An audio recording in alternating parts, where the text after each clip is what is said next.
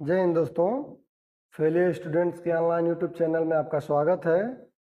तो आज का हमारा टॉपिक है सर्वनाम, जो कि यूपीपी, यूपीएसआई, एसएससी जीडी इत्यादि एग्जामों में इसके प्रश्न आते हैं।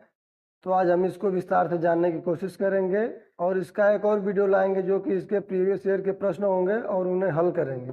तो आज के वीडियो में हम इसको विस्तार से जानने की कोशिश करेंगे। आइए देखते हैं सर्वनाम। सर्वनाम, तो सर्वनाम को जानने से पहले हम सर्वनाम की परिभाषा देखेंगे। सर्वनाम की परिभाषा, जो शब्द संज्ञा के स्थान पर प्रयोग होते हैं उन्हें हम सर्वनाम कहते हैं। जो शब्द संज्ञा के स्थान पर प्रयोग होते हैं उन्हें हम सर्वनाम कहते हैं। तो ये हो गई हमारी सर्वनाम की परिभाषा। अब हिंदी में सर्वनाम कितने होते हैं? कभी कभी एग्जाम में सीधे पूछ देता है कि हिंदी में कुल कितने सर्वनाम हैं। तो पहले हम उनको जान लेते हैं। तो हिंदी में कुल 11 सर्वनाम होते हैं। कौन कौन होते हैं उन्हें हम देखते हैं। हिंदी में होते हैं सर्वनाम मैं, तुम, आप, यह, वह,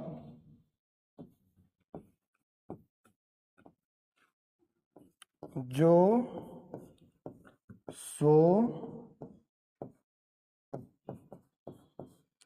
कौन, क्या, कोई, कुछ। तो ये हमारे हो गए हिंदी के कुल 11 सर्वनाम। मैं, तू, आप, यह, वह, जो, सो, कौन, क्या, कोई, कुछ। तो कभी कभी एग्जाम में सीधे पूछ देता है कि हिंदी में कुल कितने सर्वनाम होते हैं। तो हिंदी में कुल 11 सर्वनाम होते हैं। मैं, तू, आप, यह, वह, जो, सो, कौन, क्या, कोई, कुछ। तो ये हमारे हो गए हिंदी के सर्वनाम। अब पूछता है कि सर्वनाम के कुल कितने भेद होते हैं। तो अब आएंगे हम और विस्तार से देखेंगे कि ये सर्वनाम के कुल कितने भेद होते हैं और बारी बारी से सब कुछ जानने की कोशिश करेंगे। तो ये हमारे हो गए सर्वनाम के भेद। तो सर्वनाम के कुल 6 भेद होते हैं। पुरुषवाचक सर्वनाम, निश्चयवाचक सर्वनाम, अनिश्चयवाचक सर्वनाम, संबंधवाचक सर्वनाम, प्रश्नवाचक सर्वनाम और निजवाचक सर्वनाम। तो हिंदी में सर्वनाम के कुल 6 भेद होते हैं। ये हमारे 6 भेद हो गए। कभी कभी एग्जाम में सीधे पूछ देता है कि निम्न में से कौन सर्वनाम का भेद नहीं है। तो ये हमें याद करना पड़ता है, 6 भेद को याद करना पड़ता है। तो आइए हम आपको एक ट्रिक के माध्यम से बताते हैं कि आप कैसे याद करेंगे। और इस ट्रिक को आप 2-3 बार पढ़ लेंगे तो ये आपको याद हो जाएगा। तो ये इसका ट्रिक है आसानी से। पुरुष के निजी जीवन में निश्चय और अनिश्चय के संबंध का प्रश्न है। पुरुष के निजी जीवन में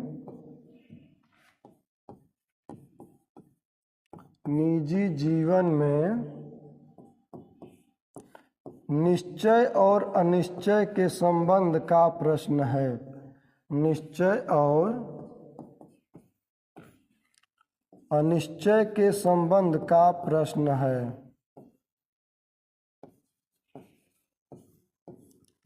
अनिश्चय के संबंध का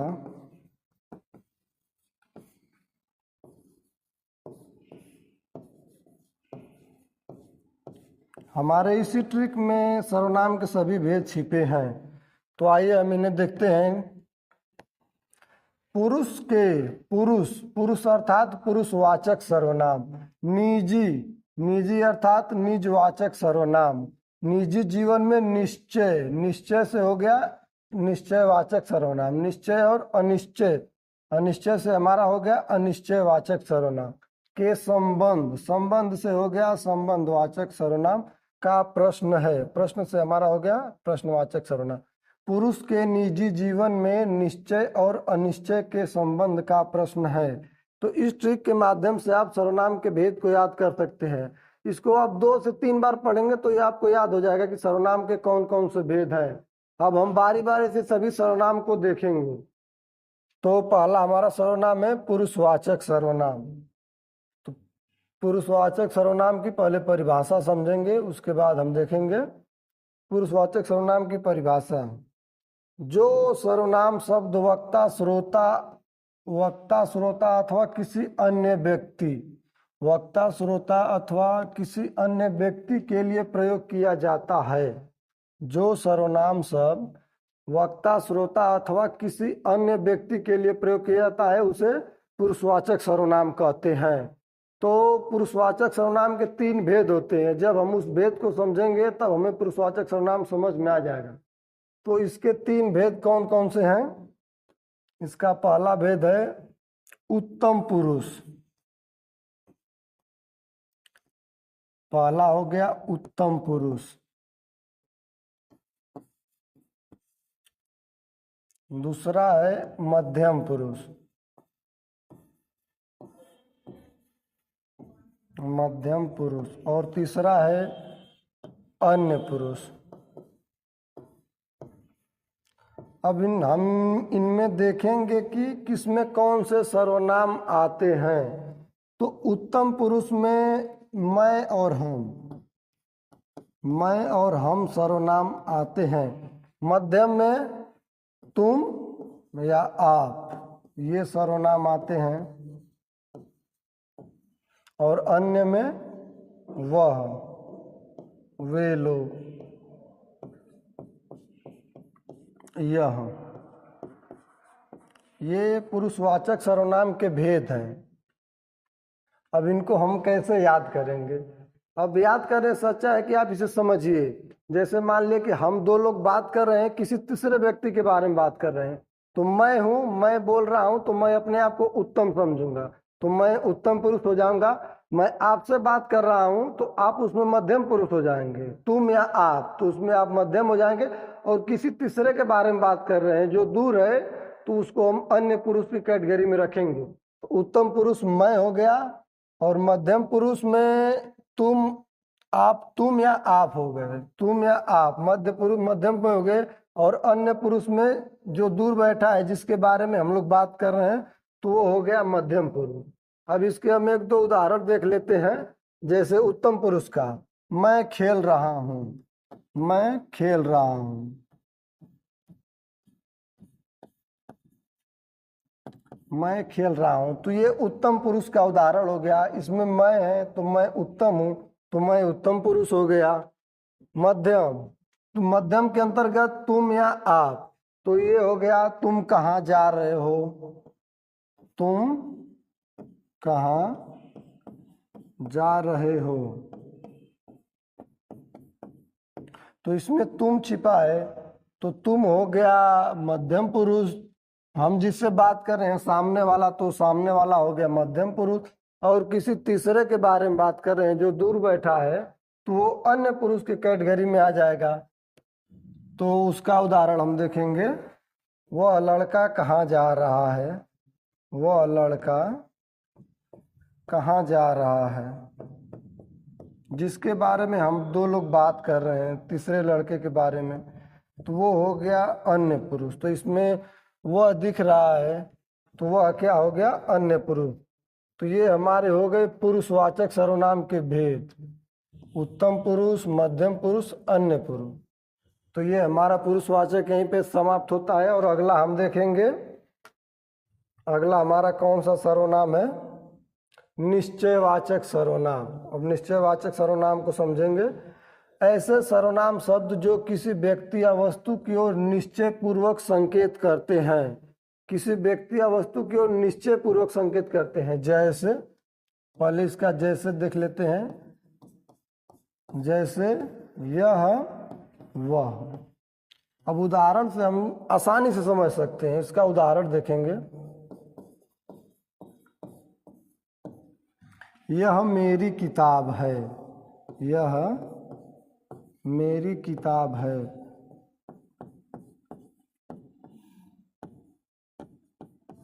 यह मेरी किताब है। इसमें यह जो है निश्चितता का बोध करा रहा है, मतलब सीधे सीधे कह रहा है कि यह जो है यह मेरी किताब है। तो यह एक निश्चितता का बोध करा रहा है। जैसे अगला देखेंगे, वह घर मेरे भाई का है, मेरे भाई का है। तो इसमें वह जो है एक निश्चितता का बोध करा रहा है। वह एक निश्चितता का बोध करा रहा है कि वह जो घर है वह मेरे भाई का है। तो जिसमें सीधे सीधे निश्चितता का बोध होता है वह निश्चयवाचक सर्वनाम होता है। अब हम तीसरा देखेंगे अगला सर्वनाम, अनिश्चयवाचक सर्वनाम। अनिश्चयवाचक सर्वनाम में क्या होता है? ऐसे सर्वनाम शब्द जिसे किसी निश्चित व्यक्ति या वस्तु का बोध नहीं होता है, जिसमें किसी व्यक्ति या वस्तु की किसी निश्चितता का बोध न हो, वही अनिश्चयवाचक सर्वनाम होता है। जैसे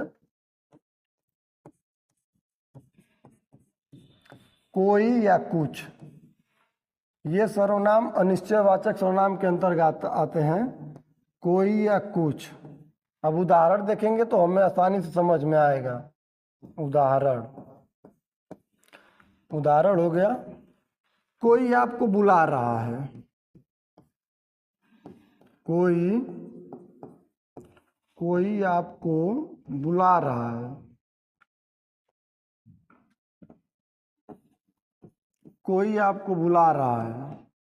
तो इसमें कोई जो है किसी अनिश्चितता का बोध कर रहा है, उसमें निश्चय नहीं हो रहा है कि कौन बुला रहा है। कोई आपको बुला रहा है, तो हमें ये नहीं पता है कि कौन बुला रहा है, इसमें अनिश्चितता का बोध है, तो इससे पता चल रहा है कि ये अनिश्चयवाचक सर्वनाम है। कोई से हम इसको पकड़ेंगे कि यह अनिश्चयवाचक सर्वनाम है। अगला देखेंगे हम संबंधवाचक सर्वनाम। संबंधवाचक सर्वनाम में क्या होता है? ऐसे सर्वनाम शब्द जो किसी दूसरी संज्ञा सर्वनाम से संबंध स्थापित करने के लिए प्रयुक्त किए जाते हैं। यानी कि एक संज्ञा से दूसरी संज्ञा में संबंध पता चलता है। संबंध कैसे पता चलता है? जैसे जो सो, जैसी वैसी। इसमें जो सो से इसमें संबंध का पता चलता है। जैसी से वैसी के संबंध में पता चलता है। जिसकी उसकी।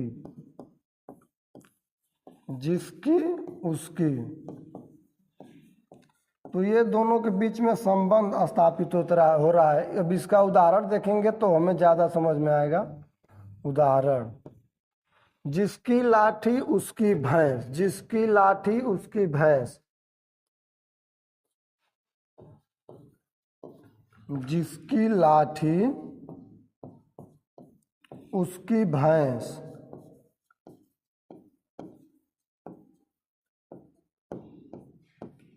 जैसी करनी वैसी भरनी।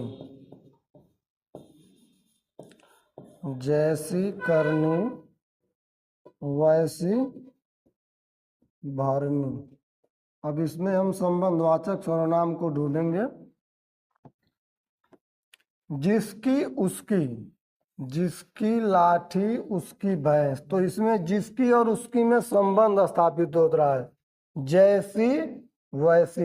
जैसी और वैसी में संबंध स्थापित हो रहा है। जैसी करनी वैसी भरनी। जिसकी लाठी उसकी भैंस। तो संबंधवाचक सर्वनाम में संबंध का पता चलता है। अगला सर्वनाम देखेंगे। अगला सर्वनाम है प्रश्नवाचक सर्वनाम। सर्वनामों में ये आसान होता है, इसके अंत में सीधे सीधे प्रश्नवाचक शब्द मिलते हैं। और इसके उदाहरण जैसे होते हैं, जो सर्वनाम संज्ञा शब्द के स्थान पर तो आते हैं किंतु वाक्य को प्रश्नवाचक बनाते हैं। जैसे कौन, क्या, क्यों, कहाँ। ये वाक्य को प्रश्नवाचक बनाते हैं। उदाहरण देखेंगे। उदाहरण,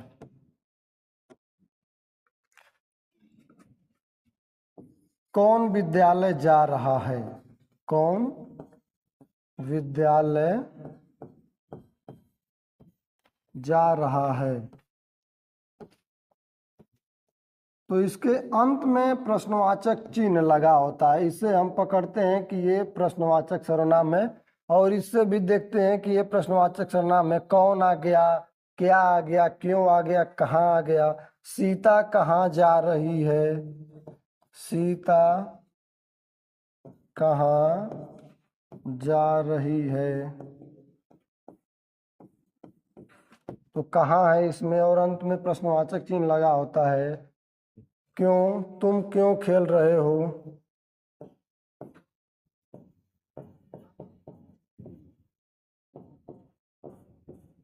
तुम क्यों खेल रहे हो। तो प्रश्नवाचक सर्वनाम के अंत में प्रश्नवाचक चिन्ह लगा होता है। और कौन, क्या, क्यों, कहाँ से भी हम इसमें ढूंढते हैं। जिन वाक्यों में कौन, क्या, क्यों लगे होते हैं वो प्रश्नवाचक सर्वनाम के अंतर्गत आते हैं। अब अगला सर्वनाम है निजवाचक सर्वनाम। निजवाचक सर्वनाम ऐसे सार्वनामिक शब्द जिनका प्रयोग स्वयं के लिए किया जाता है। ऐसे सार्वनामिक शब्द जिनका प्रयोग स्वयं के लिए किया जाता है, स्वयं के लिए।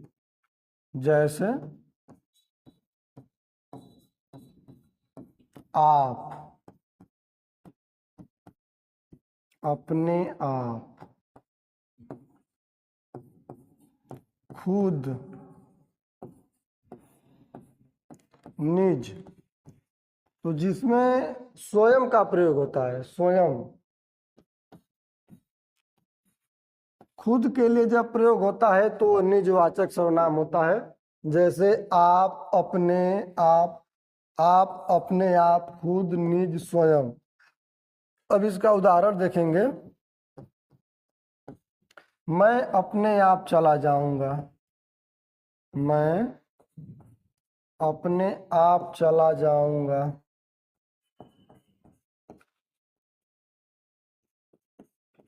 तो इसमें अपने आप, अब अपने आप से जान जाएंगे कि ये निजवाचक सर्वनाम है।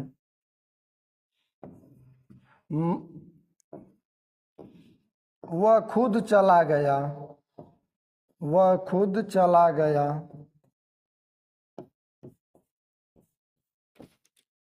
मैं यह काम अपने आप कर लूंगा, मैं यह काम अपने आप कर लूंगा। मैं यह काम अपने आप कर लूंगा। इस प्रकार के वाक्य जिसमें स्वयं का पता चलता है या स्वयं के लिए किया गया हो तो वो निजवाचक सर्वनाम होते हैं। मैं यह काम अपने आप कर लूंगा।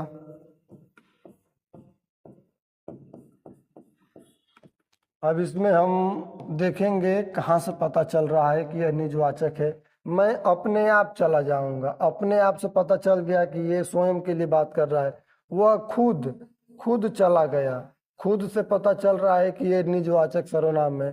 मैं यह काम अपने आप कर लूंगा, अपने आप से पता चल रहा है कि यह निजवाचक सर्वनाम है। तो ये सर्वनाम के कुछ भेद हैं और इसको हम देखें। बाकी इसके कुछ प्रश्न रहेंगे, प्रीवियस ईयर के प्रश्न रहेंगे। हम एक छोटी सी वीडियो लाएंगे और उसमें हम आपको हल कराएंगे। बाकी वीडियो कैसे लगी आप लोग कमेंट करके बताइए। जय हिंद दोस्तों।